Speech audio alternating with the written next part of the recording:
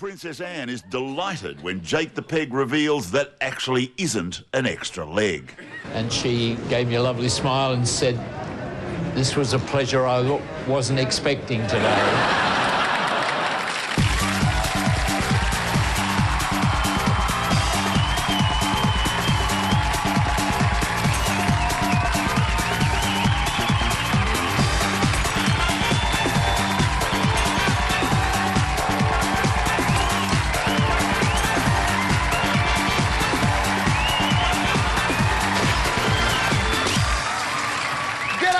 Welcome to the Glasshouse, the program that asks the question, even though today's anniversary of JFK's death is sad, isn't it good at least one American president showed a bit of brains?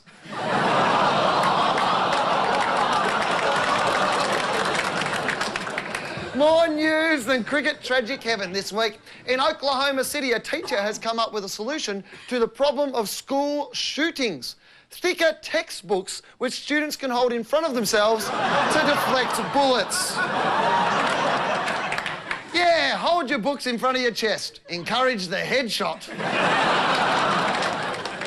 If only JFK had been reading a thick book on this day in 1963. He probably would have died in the 80s from an STD.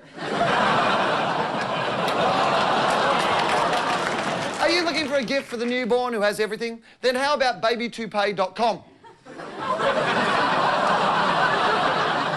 Thank God, now your bald baby won't look like some kind of freak. There are 4 different styles. The Lil Kim, which also comes with a strap-on booty that doubles as a nappy. There's the Donald, which I reckon's a worry. It looks way too much like real hair. For the reggae baby, there's the Bob. Perfect for the kid who's progressed from sucking on a bottle to sucking on a bong. And if you want your bub to be the star of Snakes in a Pram, there's a Samuel L. Do you think they could find a black kid to model at least one of these, wouldn't you? The only problem with the Samuel L is baby's first words end up being motherfucker. Which is offensive unless they're referring to their daddy. In Jakarta, a uni student has just been released after spending 4 months in jail for calling the Indonesian president a dog and cat excrement. Of course, you wouldn't face that sort of penalty in this country, although cat shit might sue you for defamation. But dog isn't much of an insult. If only there was some way to make fun of Susilo Bambang Yudhoyono's name. We're just lucky we live in a country where you can make jokes about the government without getting in trouble for it.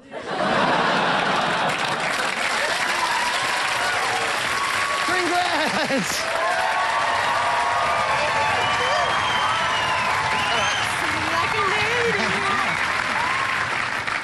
News from below the waist, Will Agra. The world's first sperm bank for koalas is a step closer after 8 babies created by artificial insemination were born on the Gold Coast. Of course, most Gold Coast koalas usually get inseminated during schoolies.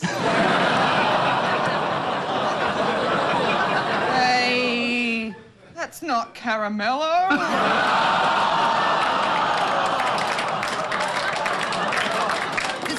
Is koala friendly too, with magazines like Naturally Hairy, Bare-Assed Bears, Freaky Fur Burgers, Marsupial Minge Monsters. You can't say that on television. And Hot Sleepy Chicks Up Trees. Or for the really kinky koala, Hot Wombat Monthly. The biggest problem for koala fertility is premature ejaculation, which is how Blinky Bill got his name.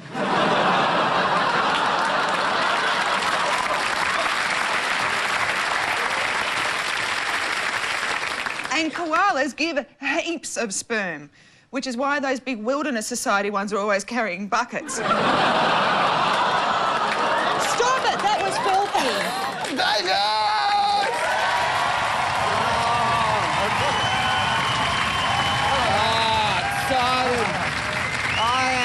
excited.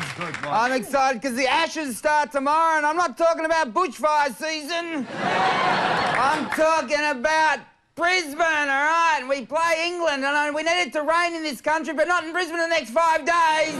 We want... You know what I think annoys me about the cricket starting is that me and John Howard are going to be excited at the same time. And that's not right. I mean, I know that John loved his cricket, and he, his dream wasn't to be Prime Minister, it was to be a Test cricketer. If only he had have achieved his dream! Seriously, though, but it's ironic, though. It's a time when two countries come together so they can hate each other. The Barmy Army are over here, and they're going to make terrible songs about Australia. Apparently they're going to sing that we all come from a penal colony. Yeah, well, it must be a hot prison like on Prison Break, where everyone's hot, yeah. Not like them over there. And they're going to have a go at Shane Warne, say that he's a fat git. Well, he's a fat git that had sex with every woman in your country. Yes! All right, let's get to it.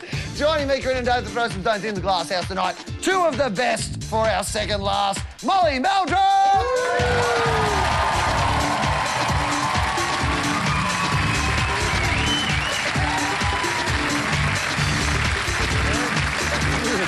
And Jimmy Barnes!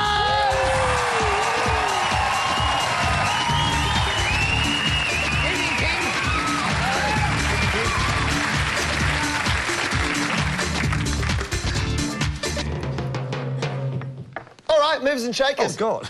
What? You just frightened the shit out of me when you yelled like that. You've been on the show about 10 times. Did you not know I was going to talk at the start? I thought the ABC had changed so much that we'd gone to a commercial break, because that pause is awfully long. They tell me I have to pause at the start. They'd have to set everything. I have to go like this. Oh, I see. And then start. Oh, well, it works then. Well, normally it works, but you've kind of fucked it up. Is this your first day in television, Molly? Or... It might as well be, I think. Yeah. How are you, Corinne? You're not sure. Let him start. Did somebody take Grandpa's meds? It was me. Was it you, Jimmy?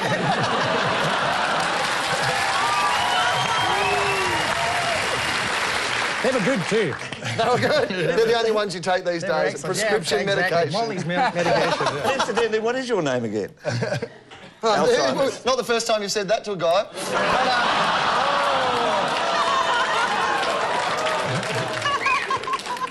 Start the bloody show, will you? I haven't even started yet. All right. All right, movers and shakers. First up, a British woman, Alexandra Saunders, who's trying to pay off a £15,000 credit card debt by selling her eggs on the internet. But how's the kid going to feel when it asks its mummy where it came from and she says, eBay? Happily, while most of Alexandra's eggs will be used for fertilising, she's selling the rest to kids who want to throw them on muck-up day. Jimmy, you love paying your bills. How good are you with money? I think you're going to talk about fertilising. I'm not particularly good with money, but I don't think I'd be as drastic as, selling somebody's eggs. That's... Well, would you sell your own, what you have? Would you reckon? It's good. People buy a bottle of Jimmy on the net. I wouldn't be surprised. You'd have to have a look. I wouldn't mind selling some of my, what I have. Yep. Really? Do you think there's a market for that, Dave? Well, there may be. Could be. Molly, have you ever been asked to father a child? Has anyone ever gone like this? So you've been asked? Yeah. By lady friends of yours? Absolutely. Yeah, I was right. engaged 3 times. Oh, were you? Yeah. I didn't know that. 3 times? Yeah. And why didn't they work out?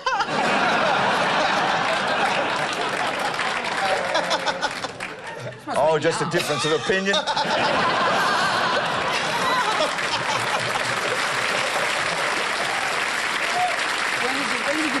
When did you break it off? On the wedding day? You said, no, I'm not going in there. No, I meant the room.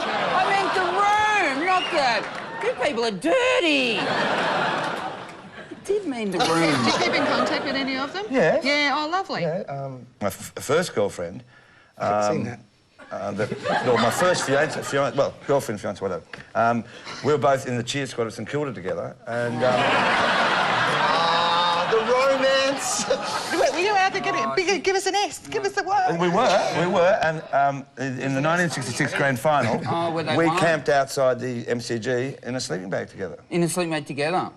Wow, and it was But that's when I got the liking for camping.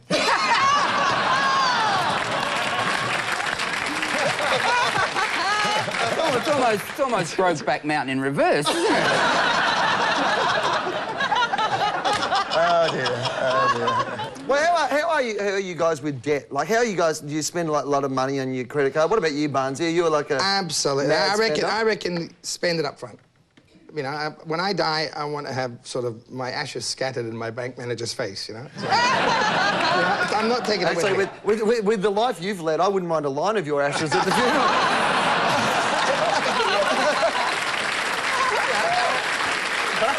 What about you, Hughesy? You don't spend much money, do you? No, You make a don't. lot of coin and you don't spend Oh, it. you don't have to tell the Are you tax office tight? that. No, I'm not tight. I just don't. I'm too lazy to spend money. You know, I like Hungry Jacks. So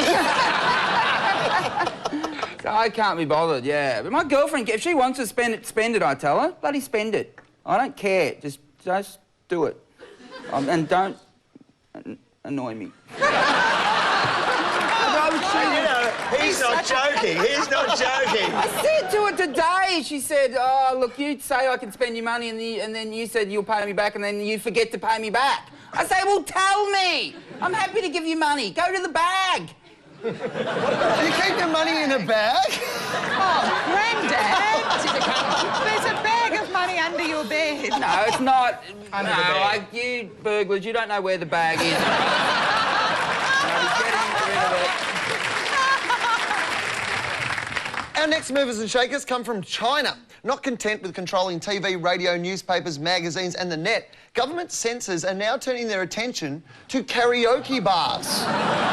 According to the Ministry of Culture, karaoke needs to be monitored to ensure it meets government standards. So, am I ever going to see your face again is probably out. No way. Anyone caught singing banned songs will be taken away and tortured. Those in the audience will be spared on the grounds that listening to a drunk accountant from Shanghai murdering Achy Breaky Heart is torture enough. Corinne, you have the voice of an angel. Are you a karaoke fan? Singing in public is the one thing that just makes me go, oh. And I've done it twice because I had to because I was at girlfriends' birthday parties. And I'm really bad. Both times I picked, what's, you know, that knock, knock, knock on wood. Yeah, And yeah. do it. Yeah, that one. And and the second time I picked it as well, forgetting that there's that bit in the middle of it that goes really high. Oh, yeah, it does. So I'm saying, I'm going, oh, I'm here. And then I get to the bit where I'm going, into a microphone. That's me singing. Could you sign me to your label? Absolutely. Absolutely. I'm looking for a job, Molly. Well, I signed Peter Andre. Anything's possible.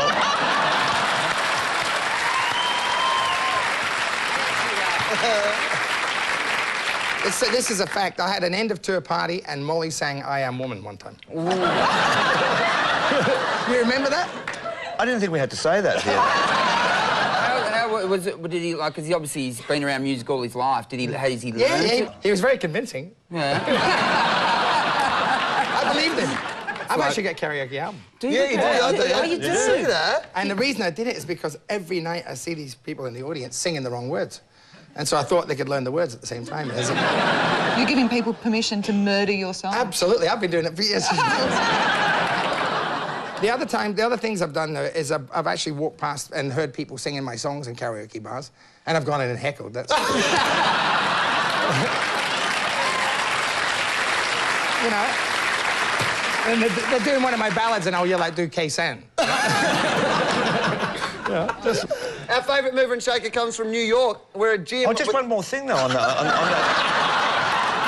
karaoke thing.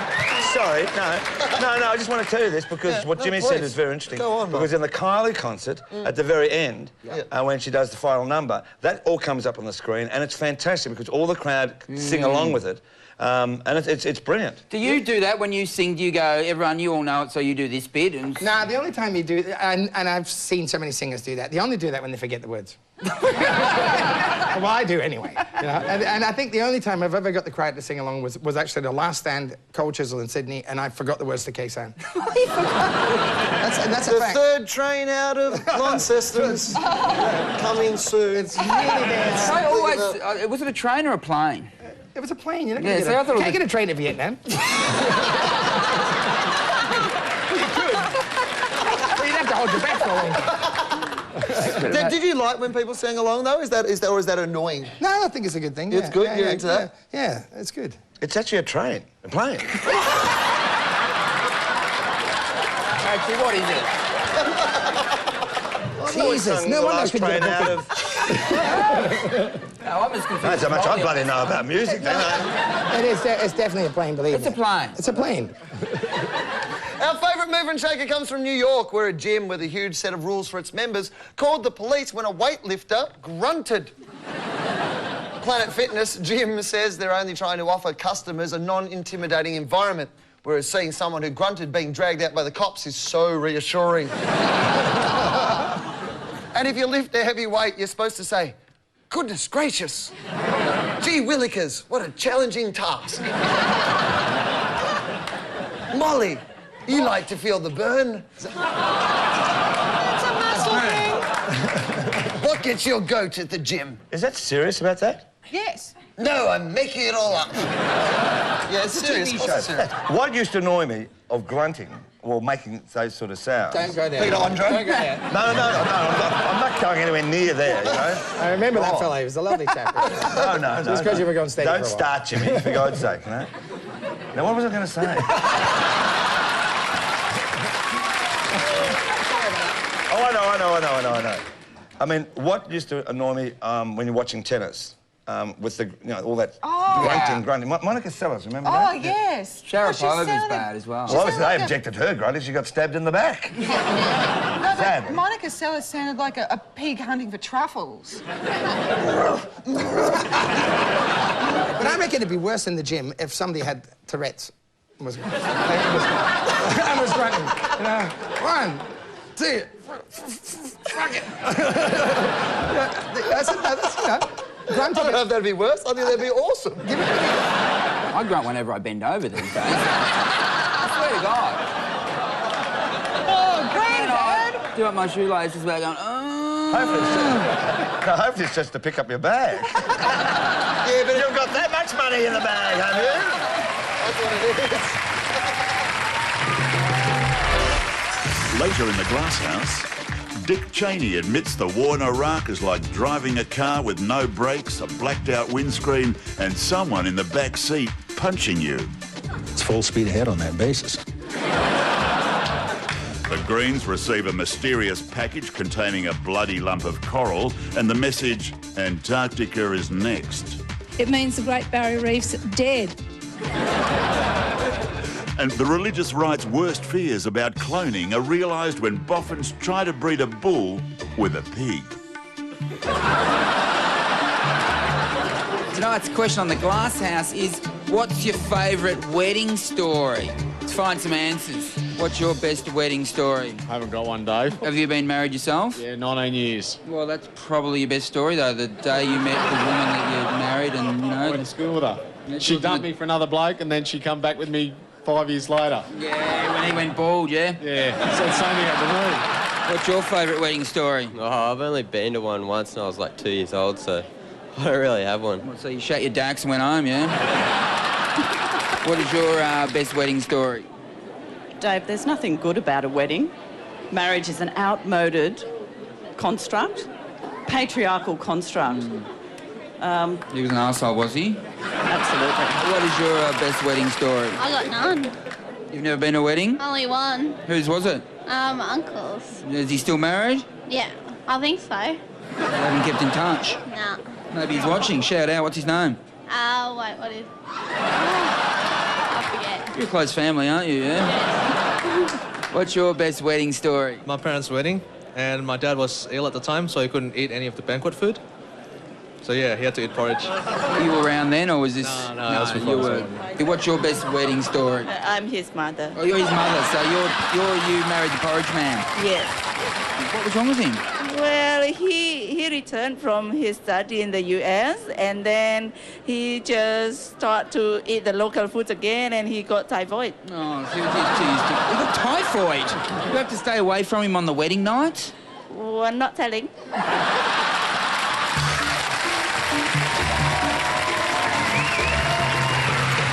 In happy news for Hubbards, Tom Cruise has finally married Katie Holmes.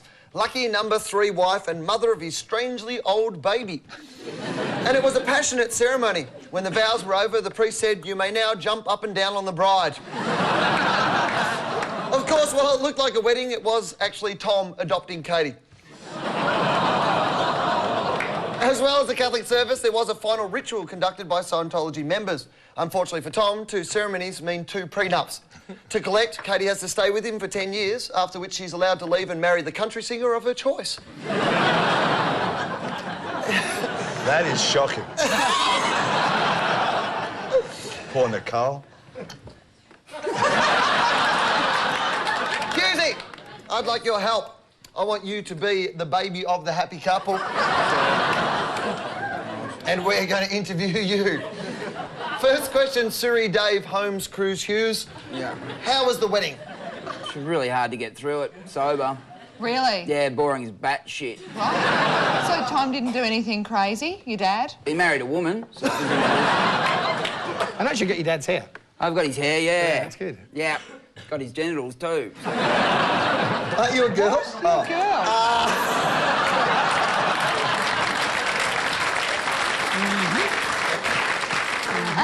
What does Suri actually mean? It means really, really hairy baby. I'm a bit worried. Yeah.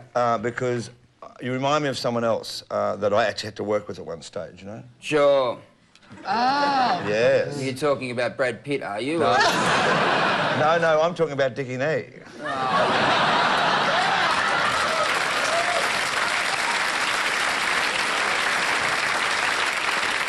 I think you'll find that he was just a stick, and there's a lot more to me than me stick, I can tell you.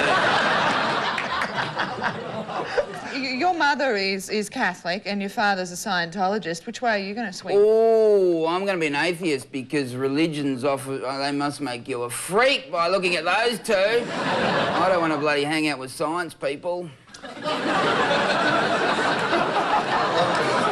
What is... you seem to know a lot about the religions. What is actually a Scientologist? Oh, they hang around with Bunsen burners and that.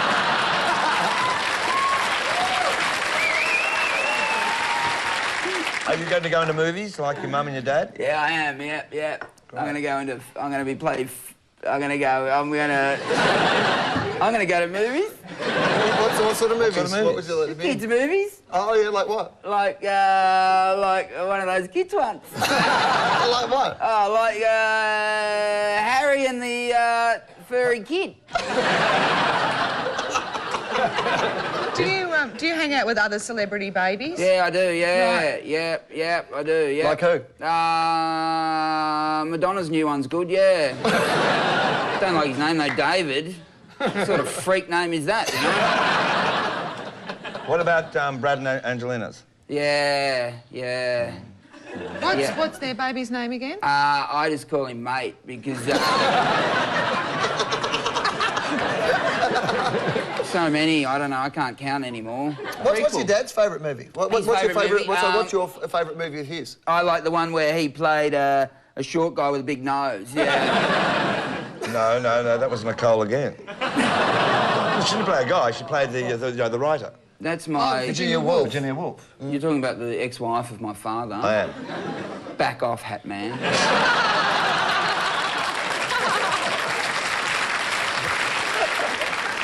You're a particularly angry baby. Why is that? Because it's past my bedtime.